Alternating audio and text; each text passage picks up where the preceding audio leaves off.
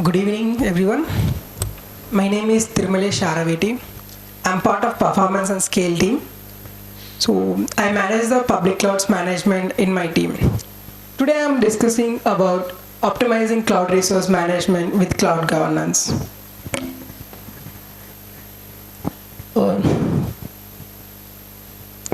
And today's agenda is about why do we need to manage clouds? And the next, cloud governance. How cloud governance helps to manage the public clouds. And we created some policies, we'll discuss about it. And how to run a policy. And how auto tagging helps in public clouds management. And cost reports. And later we'll see some testing part of cloud governance. So as I say, public clouds management, if I say some scenario, several users are logged into the shared account and they are doing their part of the job. So the user logged into the account and they created the resources, and at the end of the day, they log out to the account without deleting the resources.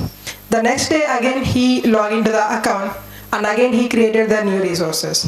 What happened to the old resources he created and he forgot to delete? Those are all the stale resources left in the public cloud. The user also doesn't know that resources exist in the cloud. So the cost is adding by the clouds. So it is called cost leaking or usage leaking in the public clouds. So we created this cloud governance to prune these stale resources or called zombie resources. And there are a lot of tasks we are doing the cloud governance. If this picture speaks, so for example, if the server is deleted by the user and there are several resources still be present in the cloud which are not at all useful for the user for the next iterations. So we need to tear down all these resources. As an example, NAT gateways, load balancers, elastic IPs, and S3 bucket, which are all incurred costs for the public clouds. So if I brief overview about the cloud governance, with the help of cloud governance, we will monitor the public clouds and we are also track the user usages and we can send out daily alerts based on some thresholds. In the cloud governance, we have three capabilities. One, we have the policies, and the next one is the auto tagging and the cost reports. We'll discuss more about these capabilities in the next slides. And the policies. In the cloud governance, we implemented several policies. First one is the unattached volume and IP unattached, zombie snapshot, unused NAT gateways. There are a lot. If you see the unattached volume, mentioned it's like unattached volume. That means that is which is not connected to any of the running instance. As it is a storage, there's some cost incurs to it, so we need to tear down it. Otherwise, we may cause a cost leakage. And the next one is the IP unattached. It's like the IPs which are not used by the user. And recently, all public clouds changed their public IPs that are chargeable. So we need to delete those resources at the end of the day, which are not used by the user. And the next one is the zombie snapshots, which are the backup of the volumes, and unused NAT gateway.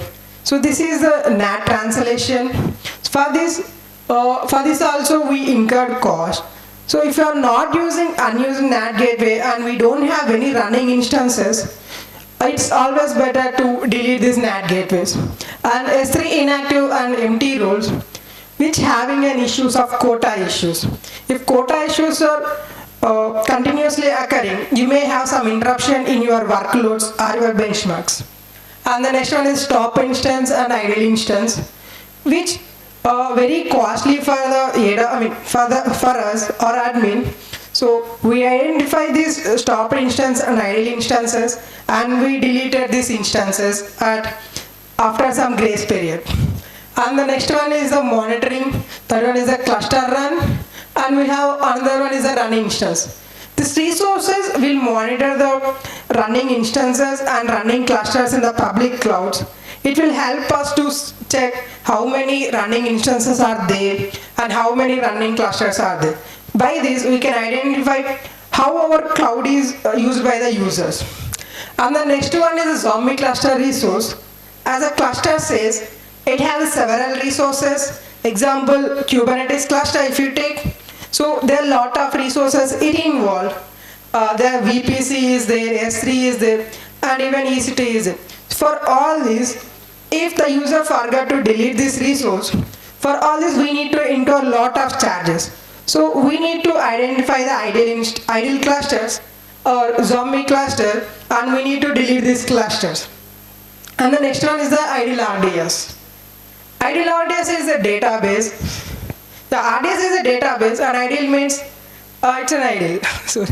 And so if the database is not using, we need to incur some charge. So we need to delete this RDS instance. Yeah, by this all the policies we will save a lot of, some amount of dollars, and we may lose, we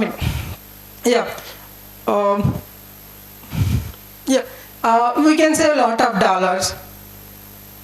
Yeah, next. And so we created this cloud governance as an image, so you can run this cloud governance on anywhere, on any platform by executing a small command, by pulling a cloud governance image and pausing some environment variables. Here you can see I paused the policy easy to unattached volume, and I passed the AWS keys, and you can see the list of the available volumes present in the AWS. So you can find those unattached volumes. You can delete those resources manually, or you can set a certain threshold. After a certain threshold, our cloud governance will delete these resources automatically. And we also introduced one feature.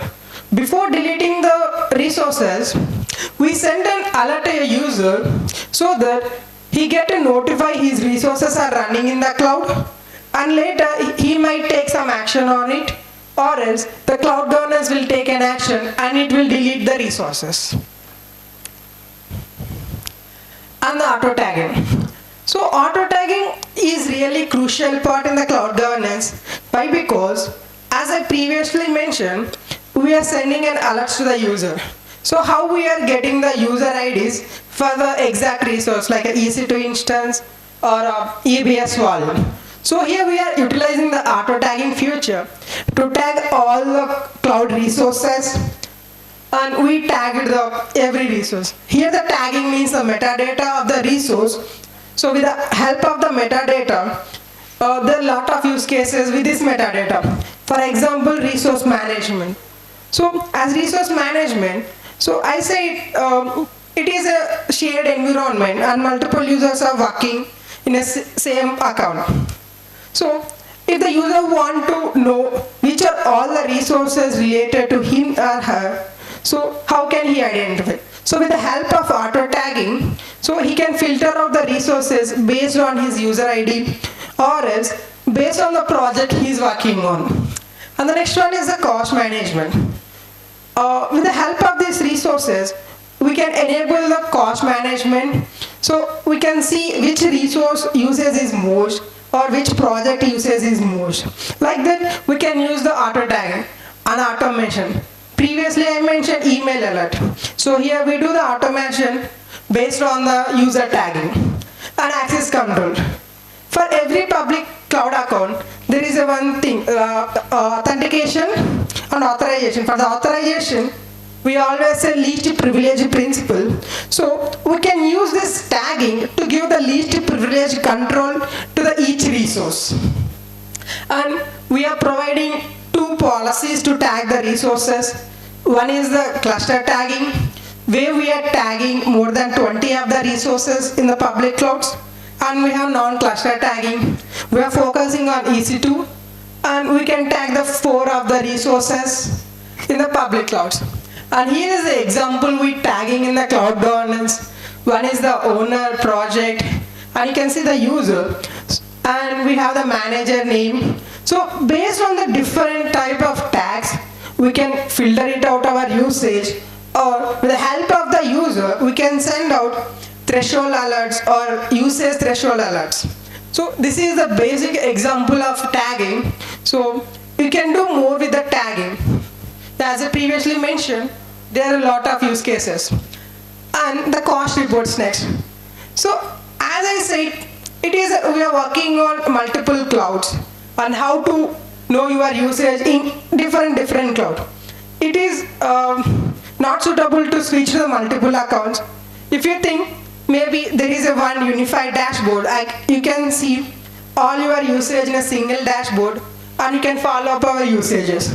So in the cost reports, we have the unified cost reports where we are gathering all the public cloud cost and we are displaying it in a one place. And so as there is a one problem, so recently everyone using the spot usages. So how you can monitor the spot usage of each user, and you want to know which user is using the most spots. So that's why we added one feature, spot usage per account and spot usage per user, so that the admin can know which user is using the spot instances and how much it incurring the cost is and how much he's saving the cost by running the on-demand instead of running on-demand. And we're also adding a savings plan and support fee.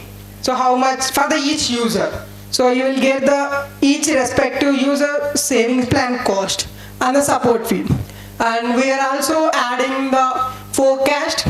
So for each user, so you can benefit of like getting know how much the next month recurring charges for each user or else an account. So as I said previously, the tagging really helps to get the cost reports based on the different dimensions. Here we can get the cost based on the users, project and the accounts. So it will be helpful for the admins as well as the respective users. And the use cases we are having is a unified dashboard. So you will get all your cloud cost in a single dashboard, and later you can analyze the cost in a single place, and you can also generate different reports. And here is the small example we have. So in a single place you can see the cost distribution between the multiple clouds. So where AWS is using the most obviously, and Azure, IBM. So you'll get one perspective which cloud is using in our organization, which account is using the most. And in the right side you can see cost distribution between the accounts and the users.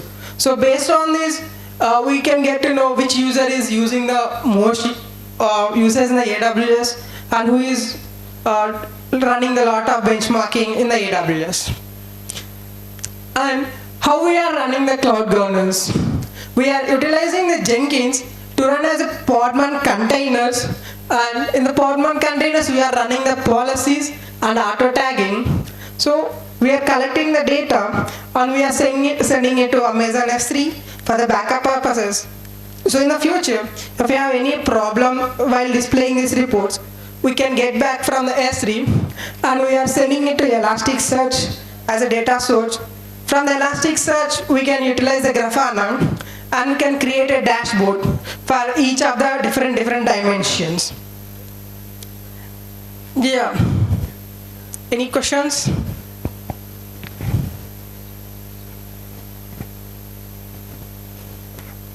Yeah. Nice presentation. So I have one question. Basically, you are giving a unified dashboard for all the cloud platforms, including private and public. Is that understanding correct? Or it's only for the public cloud? Public clouds. Okay. Okay. My second question is around: are you just showing the cost over there, or are you having a mechanism where, let's say, one of my resources, consuming a lot of cost? I can, just destroy that resource from your dashboard, or you're just only, showing the graphs over there? Yeah, it's only showing, displaying. So user cannot. No. Okay. Processes where based on the insights, like how long have they been using it for more than a week or so, we try to notify the users over email or Slack, and we can have some sort of workflows built in to kill it in general or keep them in the power of state. Okay. So you could go a little harmless way of managing your costs as well. Okay. Thank you. Thanks for the. All right, thanks.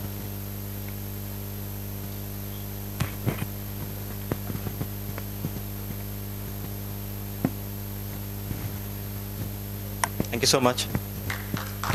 Thank you so much. Thank you so much, Harsha and Thirumalesh, for an incredible speech. Let's have a big round of applause, everyone.